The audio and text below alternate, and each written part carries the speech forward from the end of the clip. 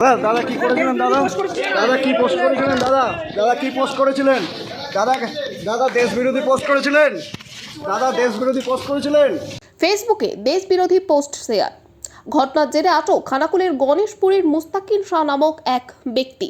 তার স্ত্রী আফরোজা বেগম তিনি জানাচ্ছেন, তিনি ফেসবুক দেখছিলেন, তখনই সেখানে ভুলবশত একটি দেশ বিরোধী পোস্ট তিনি শেয়ার করে ফেলেন। তারপরেই ঘটে বিপত্তি। বিষয়টি পুলিশের নজরে আসতেই শনিবার রাতে ওই ব্যক্তিকে আটক করে পুলিশ। এদিন ধৃতকে আরামবাগ আদালতে তোলা হয়। এই ঘটনায় পুলিশকে এই নিয়ে কড়া অবস্থান নেওয়ার আবেদন জানানো হয়েছে। যদিও অন্যদিকে যুবকের পরিবারের তরফ থেকে সকলের কাছে ক্ষমা প্রার্থনা করেছেন পরিবারের সদস্যরা। এই বিষয়ে আরো কি জানা যাচ্ছে দেখুন বিস্তারিত। 24 আওয়ার্স আরামবাগের রিপোর্ট।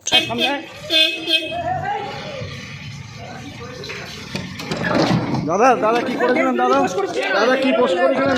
দাদা কি পোস্ট করেছিলেন? দাদা দেশ বিরোধী পোস্ট করেছিলেন। দাদা কি করেছিলেন? দাদা কি পোস্ট করেছিলেন? দাদা দেশ বিরোধী পোস্ট করেছিলেন। দেশ বিরোধী পোস্ট করেছিলেন। নির্দোষ, ওনাকে ছেড়ে দিন, আর ওনাকেও মাফ করে দিন, আর আমাকেও সবাই মাফ করে দিন। মানে হাত জোর করে মিনতি করছি। ওটা কি মানে আমি নির্দোষ। হ্যাঁ, আর ওইটা আমি দেখতে দেখতে মানে হাতে না মানে শেয়ার হাতে পড়ে গেছিলো, পড়ে যেতে না ওইটা আমাদের হাতে চলে আসে প্রোফাইলেতে।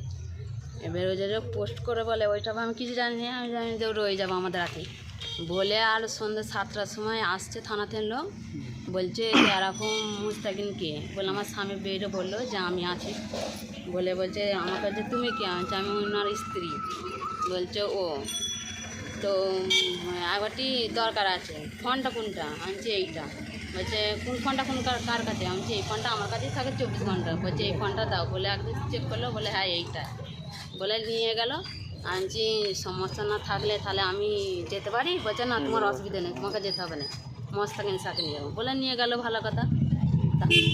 তারপরেতে এবার আমি চুপ করে থাকি। তার খানিকক্ষণ পরেতে এবার আমার মন সাই দেয় না বলে আমার দেওয়ার কাছে যে চলো না একবার তোমার বাইকটাই করে আমাকে নিয়ে যাবে বলে আমার দেওয়ার নিয়ে গেল। যেতে যেতে আবার গণেশপুর গেল, সেখানে সিন্টু দাদা বলে একজন আছে, সে আর একজন আছে নাম জানি না। সে বলছে কি কে করেছে? আমি দেখো ভুলে হয়ে গেছে, তো আমি এরকম মাপ চাইছি, ক্ষমা চাইছি, আর জীবনে কোনোদিন হবে না, ভুল করে হয়ে গেছে। কি পোস্টটা হয়েছিল? ওইটা সেই একটা লোক দিয়েছিল, আর একটা লোক এমন করে পায় এমন করে না কি করছিল সেইটা। চেনেন না? চিনেন আপনি? চেনেন আপনারা? একটা লোক বললে তাহলে না ওটা দেশ বিরোধী পোস্ট।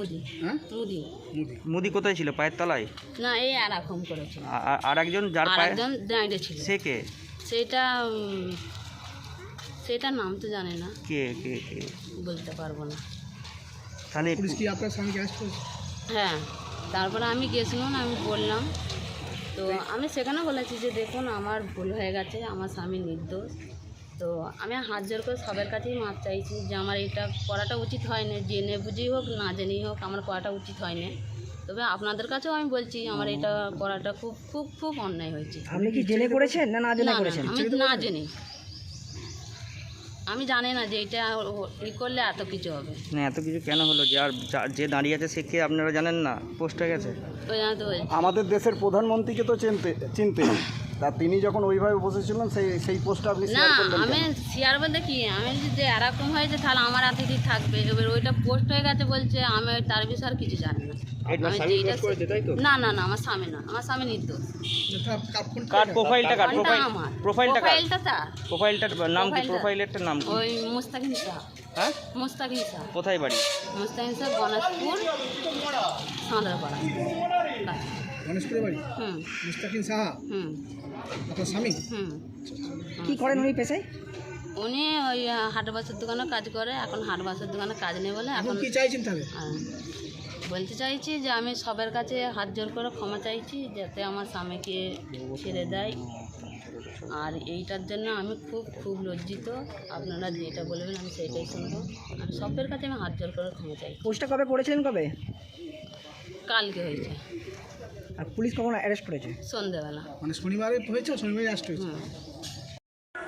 পহেলগাঁয়ে সন্ত্রাসবাদীরা যেভাবে হিন্দু নিধন করেছে তারই প্রত্যাঘাত আমাদের সেনাবাহিনী দেখিয়েছে, কিন্তু খানাকুলের মতো প্রত্যন্ত জায়গা থেকে এখানে পাকিস্তানের মদতে আর সোশ্যাল মিডিয়ায় ফেসবুকে আর পাকিস্তানকে সমর্থন করে যে সমস্ত কথাবার্তা ভাইরাল করছে এটা ঠিক নয়। কারণ একটা স্বাধীন দেশে আর দেশবিরোধী কথাবার্তা বলছে আর সোশ্যাল মিডিয়া প্রচার করছে। আমরা প্রশাসনকে জানাচ্ছি অবিলম্বে এই ধরনের যারা কাজ করছে তাদেরকে চিহ্নিত করুন, খোঁজ করুন, তাদের উপযুক্ত শাস্তি দিন। নাহলে ভবিষ্যতেও এই খানাকুলের মতো জায়গা থেকেও সন্ত্রাসবাদীরা মদত পাবে আর তাদের হয়ে কথা বলবে জেহাদির হয়ে। এটা ঠিক নয়। এ বিষয়ে আমি প্রশাসনের দৃষ্টি আকর্ষণ করছি যাতে করে এরা উপযুক্ত শাস্তি পায়। সন্তানের পরে মন বসছে না, প্রচুর পরিশ্রম করেও আপনি আশানুরূপ পারিশ্রমিক পাচ্ছেন না, যার ফলে আর্থিক সংকট আপনার জীবনে দুঃখ এবং চাপের ছায়া ফেলেছে। দেনার ভারে জর্জরিত স্বামী স্ত্রীর মধ্যে প্রতিনিয়ত ভুল বোঝাবুঝি বেড়েই চলেছে।